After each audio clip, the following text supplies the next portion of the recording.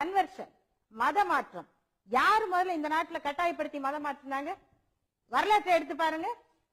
சமணர்களை கழுவேற்றிய சைவர்கள்னு பெருமையா பேசல. உலகத்துல எந்த மதம் வன்முறை இல்லாமல், மத மாற்றம் இல்லாமல் எந்த மதம் நடந்திருக்கு? ஆதிசங்கரர் புத்த பிட்சுக்களை தீக்கிரையாக்கல. கொஞ்ச நேரம் பேசாம இருங்க, நான் சொல்றேன். விவேகானந்தர் சொல்லுகிறார், ஆதாரம் வேணுமா? நோட்டீஸ் கொடுங்க, கேஸ் போடுங்க, நான் காமிக்கிறேன். விவேகானந்தர் புத்தகத்தை நான் எடுத்துட்டு வரேன்.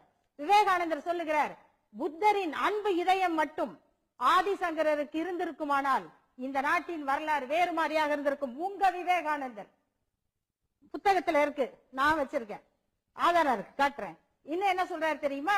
வாதத்தில் தோற்ற புத்த பிட்சுக்கள், என்ன வாதத்துக்கு நீதிமன்றத்துல அளவுகோல் இருக்கு. அந்த சங்கரனுடைய நீதி அளவுகோல் என்ன தெரியுமா? புத்த பிட்சுக்களும் இவரும் ஆளுக்கு ஒரு மாலையை போட்டுக்குவாங்க. அந்த யாரு மாலை வாடுதோ அவங்க தோற்றவர்கள். இப்படி ஒரு நிபந்தனை.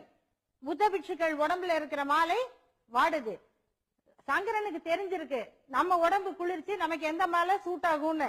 அந்த மாலையை போட்டுக்கிட்டு வாதம் பண்றாங்க. இது ஒரு நிபந்தனை. இந்த வாதத்தில் தோற்ற புத்த பிட்சுக்கள் தீயிட்டு எரித்துக் கொள்ளுகிறார்கள். இதான் நிபந்தனை. யார் தோக்குறாங்களோ அவங்க தீ வச்சுக்கணும். இதுதான் அன்பு மதமா? அவர்களால் இடிக்கப்பட்ட புத்த மடாலயங்கள் எத்தனை, அதெல்லாம் மீட்க வேண்டாமா? வரலாற்று மீட்கிறதுனா எங்க இருந்து மீட்கிறது?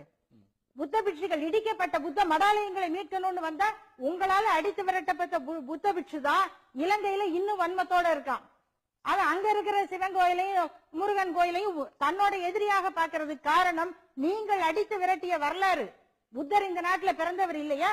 தேஜ் பகதூர ரெண்டா பிளந்தாங்கன்னு சொன்னீங்களே, இந்த புத்த பிட்சுக்களை கொன்றதுக்கு எங்க போய் நம்ம நியாயம் கேட்கறது? நீங்க பிரச்சாரம் பண்ணுங்க, தாராளமா பிரச்சாரம் பண்ணுங்க. இந்து மதம் அன்பான மதம், நாங்கெல்லாம் உங்களை சமமா நடத்துறோம், வாங்க நீங்கள் நானும் ஒன்னா உட்கார்ந்து சாப்பிடுவோம். அதெல்லாம் பழைய கதை. நாங்கெல்லாம் இப்ப ஜாதி பாக்குறது இல்ல. உங்க முதுகும் எங்க முதுகும் ஒரே மாதிரிதான் இருக்கும். பூநூல் கிடையாது. எந்த நூல்? படிக்கிற நூலுக்கு தான் மரியாதை. வாங்க டிரான்ஸ்பர் போடுவோம். பூசாரிய கொண்டாந்து கபாலீஸ்வரர் கோயில்ல போடுவோம், கபாலீஸ்வரர் கோயில்ல இருக்கிறவரை கொண்டாந்து முனியாண்டி கோயில்ல போடுவோம். நம்ம எல்லாம் ஒரே மதம். பிரச்சாரம் பண்ணுங்க, நாங்க 10 பேரை கூட்டிட்டு வரோம்.